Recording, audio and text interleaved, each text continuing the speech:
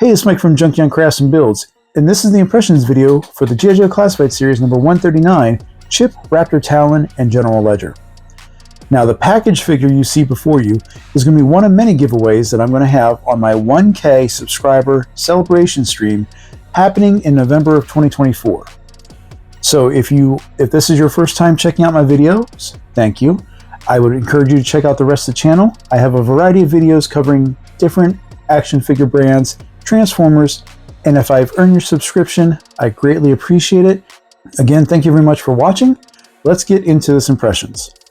So, looking at the package, it's now this common unified windowed packaging that we're getting now of Raptor, showing the figure and pretty much all his accessories. On the side, again, he's number 139. We get the QR code that goes to nowhere, and then we get all his little tactical stats, which again, most of us don't really care about. On the back here, we have the promo pictures that were shown when this figure was first announced, with some details in regards to his face and the backpack here. All the legalese. And then on this side, we get a nice drawing of Raptor here with General Ledger, number 139. So that's it for the packaging. Let's check out the figure.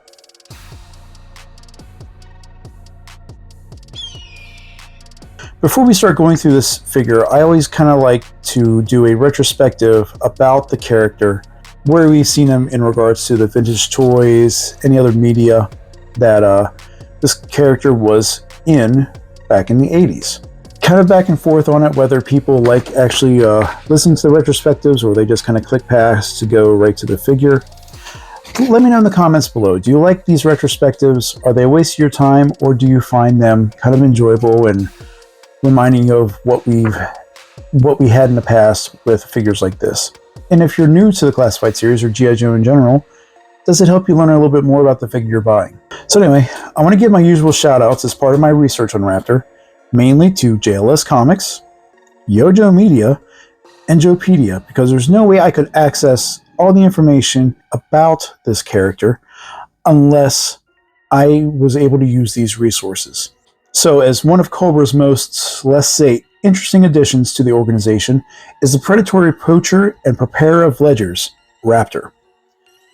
Prior to his life-altering affinity towards the winged hunters, Raptor was a highly successful tax accountant, wheeling and dealing in the daily battlefield of Wall Street. His vice was trying to find more extravagant and exciting ways to spend his fortune, which led into him rolling into falconry. His relationship with falcons expanded, with Raptor building his own aviary and including other predators such as hawks and eagles. Raptor began investing in building breeding practices and studies to improve the animal's size, strength, and intelligence. Using his team, Raptor got involved with illicit poaching trades, having the birds steal fish and animals for their pelts.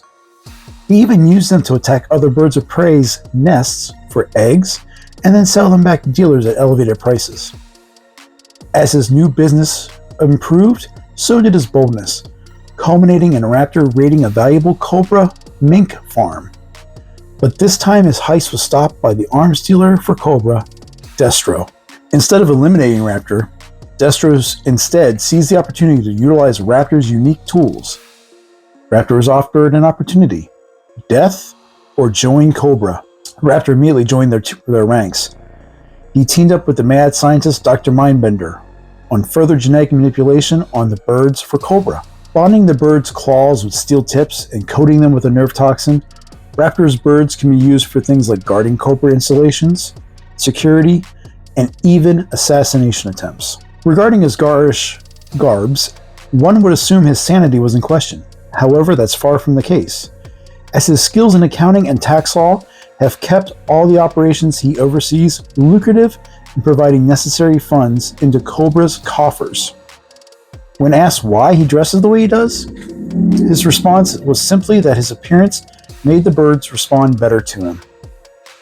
Raptor's first comic appearance was in the Marvel Comics G.I. Joe, A Real American Hero, with issue number 59.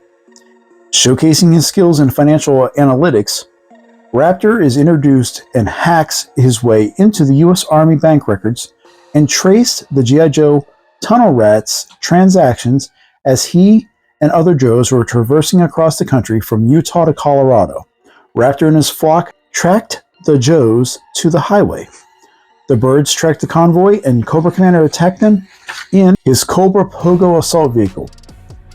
After the failed attack, and Cobra Commander declared that he was through with Cobra.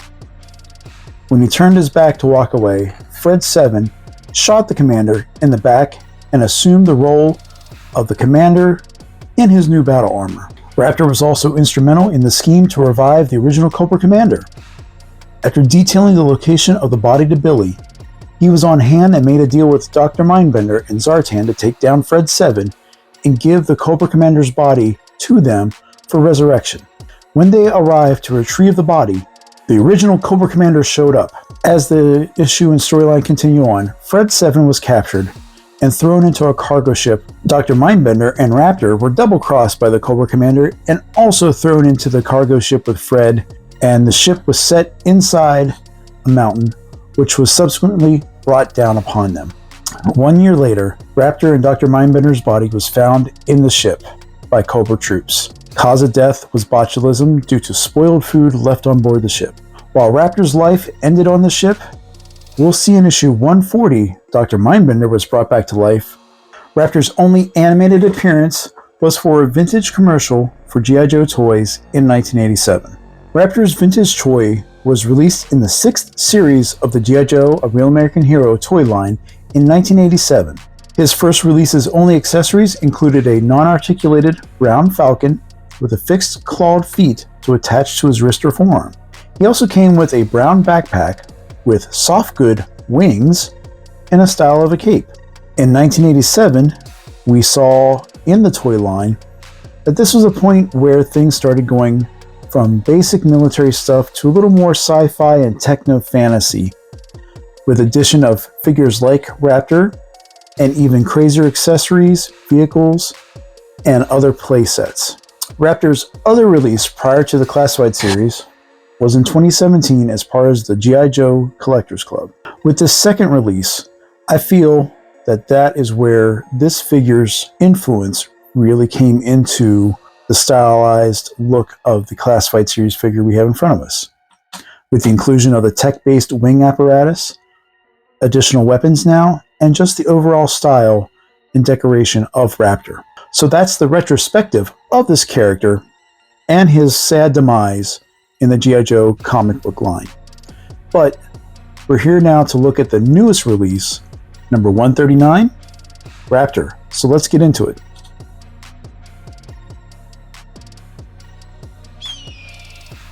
Let's just go ahead and knock out the accessories real quick because I think that's the real showcase for this figure.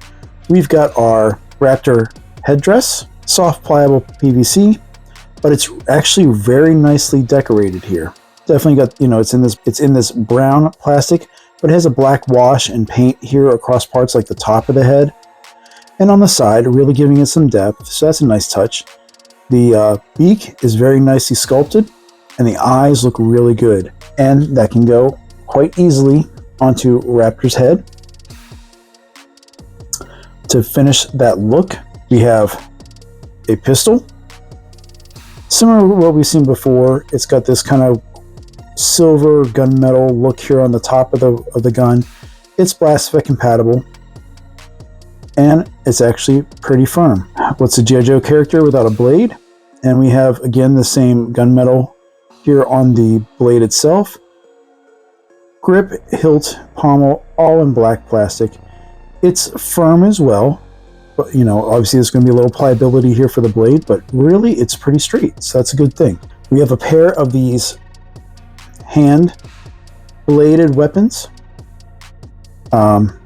This one here, obviously you can tell like how it's molded. This one here is a little, I need to heat this up to kind of straighten them out. So this is the one kind of we'll look at here. And again, it's all simple black plastic.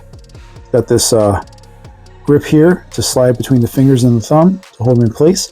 Next is General Ledger, his Falcon. This is a non-articulated item here. Soft PVC plastic for the tail, the feet.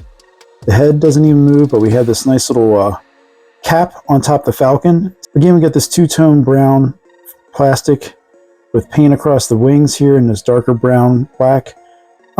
Could do with a little like dry brush just to bring out some of that texture, because it is a nice sculpt. And then we got the peg here for the feet. Now I will say, whenever you put this on him, be very careful, because this is a very soft, pliable PVC. So if you push down hard without pushing up, you're going to bend this and possibly break his legs. And Raptor has these two holes on either one of his gloved forearms here, and General Ledger just slides into one of those holes.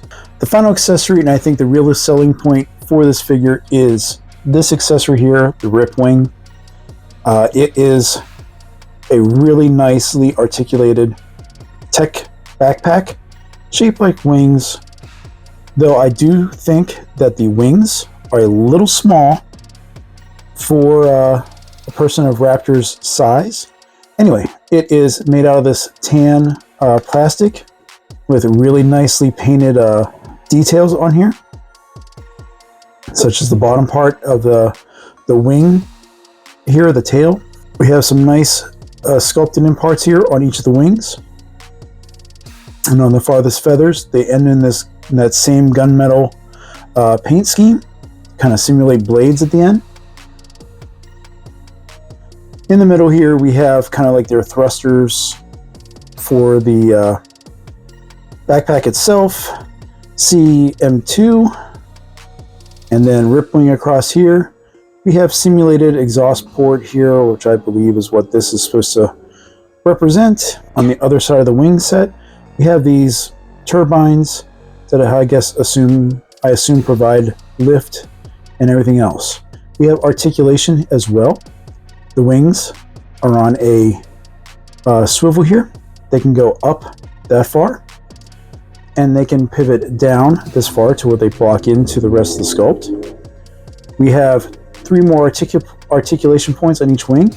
We have a hinge here that allows the wing to go back that far and down that far. We got a mid-wing joint that folds back to that point and around to basically cover the front. The final point we have here is this hinge that allows the wing to rotate up that far and down that far. So again, you have a lot of really cool options. Fully extended, the wingspan here is about 17 inches. So that's a really substantial looking piece of gear for this figure. So let's go ahead and just get the backpack on Raptor and check him out. And here's Raptor with his rip wing attached to his back. And I won't lie, this looks really cool. This is a definite modern take. Definitely makes him look a little more predatory and not as goofy. I mean, it's hard not to be goofy when you're wearing a bird on your head. But yeah, the way that this sets up and the articulation for the wings definitely makes this a really posable figure, and you can create some really dynamic display pieces with him. He's not back heavy. He's not going to drop down or anything like that. I mean, I can sit here and rotate him around, and even with my slightly uneven cardboard base here, he's standing fairly well. So yeah, this is a really cool accessory. Definitely, like I said, to me, the highlight of this figure set as well.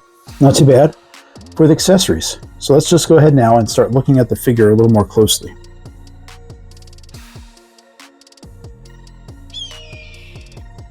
I already said, when he's geared up completely, he looks pretty cool looking. The face has this really decent sculpt. The plastic's a little shiny. I'm going to have to do a matte coat to kind of narrow that, or bring that shininess down. But he's got this really neat domino mask.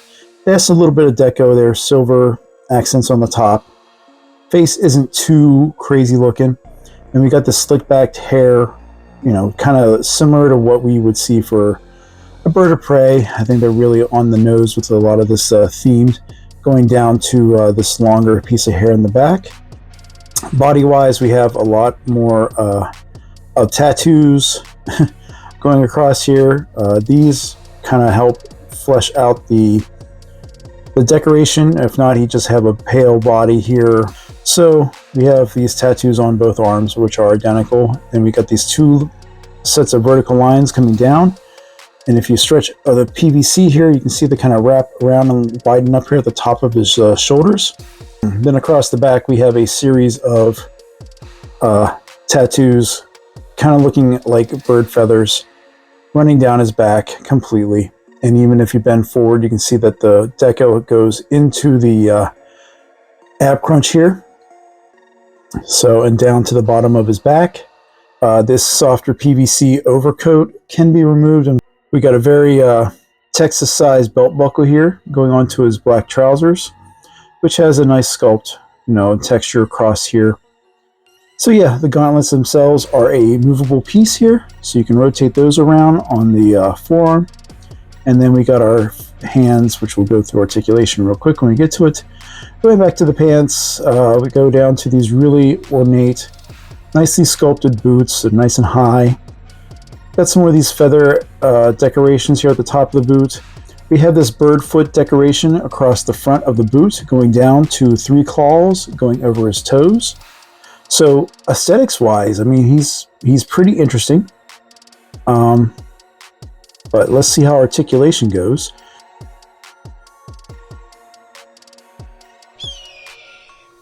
So we went through aesthetics and he doesn't look that bad, but let's see how well he articulates. So the head. Once again, we have a flying character and there is 0 head articulation. We're on a double ball peg system here, but between the sculpt and with the back of his hair, and I bet if I take this off, so we're on a ball peg again, but they attribute no movement of the ball peg for the neck. It drives me nuts. I don't know why they don't do this. And the neck itself is sculpted so that you could theoretically have more space that would allow the figure's head to actually look up a little bit more. Even if this part right here is a softer plastic sculpt, I mean, you could heat it up and he could actually look up because he's a flying person, right? So that sucks right there. That's unfortunate because now you're relying on the ab crunch to do any sort of angles with him looking forward while he's flying. Anyway, shoulders, got some detents here, but they do hit the T pose as expected. We got our bicep rotation. We got our double jointed elbows that go up to that point in the in articulation. Both my elbows are actually fairly decently tolerant. I would say, dare I say, even a little loose than what I'm used to with classified figures. But their shoulders themselves are tight. No butterfly in the sculpt at all. That's unfortunate because that would be another cool aspect to have for this figure. I said before, the wrist is a separate piece, or the forearm I should say is a separate piece that allows you to rotate 360. So if you want to have general ledger on either arm, you can actually have him looking straight at Raptor. Let's see, for the hands, we got a rotation. We got a vertical hinge, but these are also really super tight. I got a vertical on this one too, but I can't get them to bend down easily without heating them up. Okay, that's unfortunate, but not a huge thing. We've heated up figures before. All right, torso. Again, we got this nice narrow torso here, and we have a universal crunch that we're used to seeing. You can bend down that far. You can bend back that far, but say I want to have him doing this, and I bet this is going to be true. You plug the backpack back in, which this doesn't really plug in too securely now. But if I want to utilize the ab crunch, I also have to contend with the tail. So that means I'm going to have to spread his legs out to get him to look up while he's flying. So it's manipulation. You can get it to look good, but what would really have been fantastic is to not have have this ab crunch and have a ball peg system. you could have this guy's, he's a flying guy. He's supposed to be agile. It would be awesome to see him kind of angle and dangle and, you know, kind of rotate around on with his wing pack. That would have been such a wasted opportunity. But we have this instead. Paint does go all the way up through on the front and back. Like I said, you got this big old hunchback here if you haven't been forward. We have our waist swivel. Mine's really tight though, so that's another thing I want to heat up. Drop downs, maybe. Well, so you can get a little bit down, but not too much. So with that drop down, utilize all the way. You can kick up that far before he starts going out like crazy. But you got your thigh rotation to get his legs straight again, to kick up. You can go back that far, which is a little bit more than what we normally see with a classified figure. So that's not bad. I already said thigh swivel. This floating piece does get in the way. And we have the lower leg with the double jointed knees, but his thighs are short, his lower calves are really long, so his butt, you know, he can kick far above his butt, so proportions on his legs are a little wonky, in my opinion. We have a boot cut, ankle, you can click down far for one click, which is good. We can click up one, also good. So if you want to get those angles and dangle poses to simulate everything, you can do that here with his toes. He's got good ankle articulation. We also have a generous pivot going in there. So he's got a lot of range on his lower legs, proportions aside.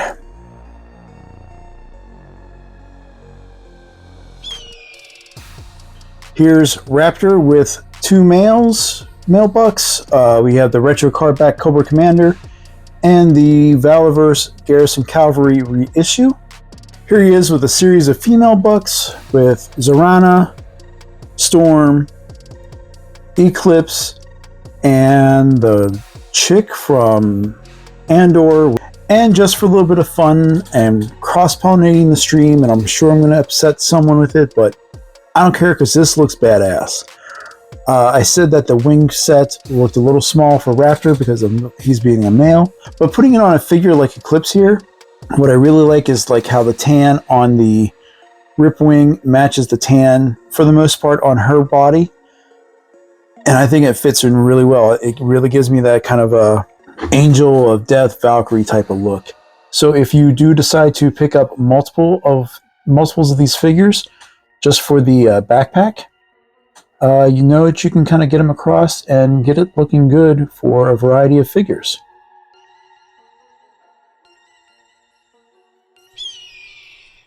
So final impressions of the G.I. Joe Classified Series number 139, Chip, Raptor, Talon, and General Ledger. I think the G.I. Joe team did a really good job on trying to make a hokey vintage figure look somewhat cool.